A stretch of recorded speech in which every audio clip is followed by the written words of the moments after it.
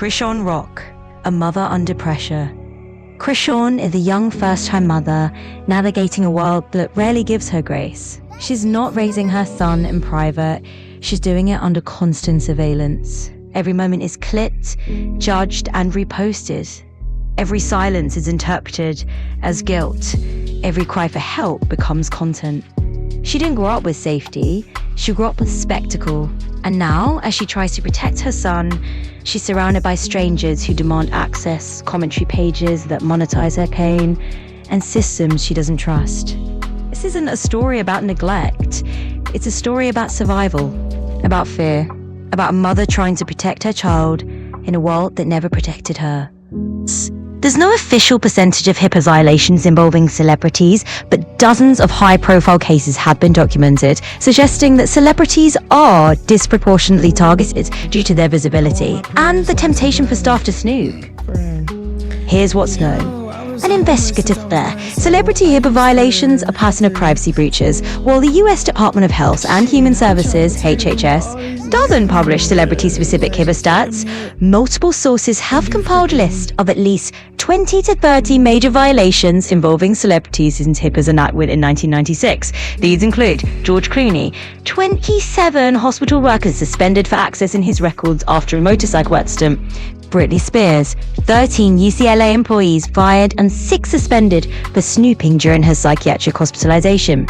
Kim Kardashian, 6 Cedars-Sinai staff fired for accessing her maternity records. Jussie Smollett, over 50 employees at Northwestern Memorial Hospital fired for unauthorized access. Farrah Fawcett's sting operation exposed widespread snooping at UCLA, leading to a major fine.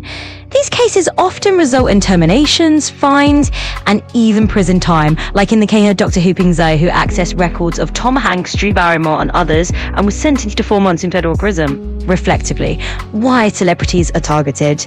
Curiosity and clout. Staff may be tempted to peek or leak for gossip or social media attention.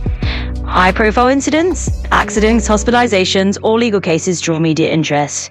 Weak internal controls. Some hospitals fail to restrict access or monitor staff behavior effectively. So, while there's no official percentage, the pattern is clear. Celebrity patients face a significantly higher risk of HIPAA violations, especially during sensitive medical events. Everyone's quick to judge, but has anyone considered that maybe Krishon isn't avoiding help? She's waiting. Waiting for CJ's father to be home. Waiting for backup. Waiting for someone she trusts to stand beside her while they face whatever's going on. She's young. She's alone. She's been betrayed, filmed, mocked, and dissected by strangers and family alike. Maybe she's not scared of doctors. Maybe she's scared of being alone in the room when the diagnosis drops. Scared of being the only one to carry the weight. Scared of what happens when she hands her son over to a system she doesn't trust. In her world, vulnerability is weaponized. Privacy is a myth. And every move she makes is clipped, judged, and reposted. So maybe she's not neglecting her son. Maybe she's just trying to protect him until she feels safe enough to face the truth, with his father beside her. Isn't avoiding help out of neglect, but out of fear. Not fear of the help itself, but of what comes with it in her world. She's young. She's a first-time mother. She didn't grow up in a safe, private, supportive environment. She grew up in chaos, spectacle, and survival. Look at her family, look at the patterns. She's not just navigating motherhood, she's navigating trauma, fame, and betrayal. What if she's scared someone will film her son during an appointment? What if she's terrified that medical records will be leaked, twisted, or used against her? What if she's not just protecting him from harm, but from exploitation? She's under a magnifying glass 24/7. Every move she makes is judged, clipped, and reposted. No matter what she does, it's never good enough. She's attacked by thousands daily. And she doesn't trust the people around her, including staff in hospitals or clinics, because she's been burned too many times. So before you label her a bad mom, ask, what does protection look like when you're living inside a spectacle? What does elk look like when you don't trust anyone to hold it sacred? Many people, pages and groups claim they're helping Christiane's son by demanding accountability. But in reality, most are fueling spectacle, not support. They feel entitled to know everything because celebrity culture blurs the line between public interest and personal. Christiane's story isn't just about spectacle, it's about survival under surveillance.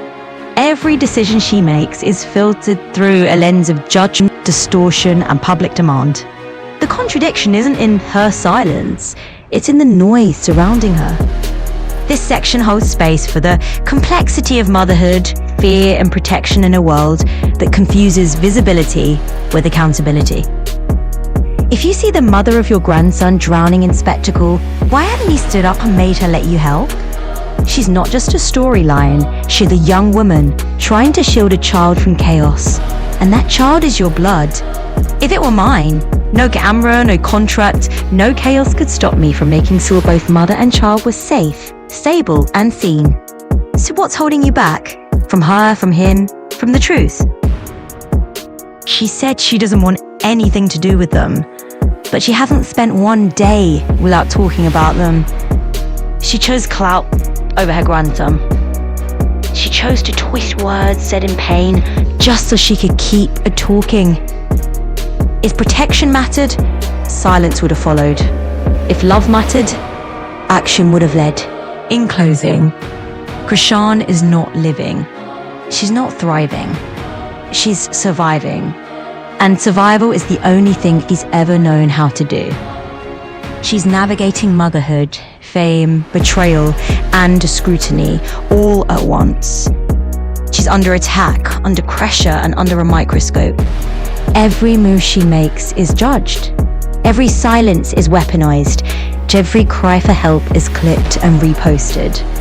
She's not choosing chaos, she's reacting to it. She's not avoiding help, she's bracing for what help might cost. And she's not failing, she's surviving in a world that never gave her the tools to do anything else. So before you critique her parenting, her choices, or her silence, ask yourself, what does thriving look like when survival is all you've ever been taught?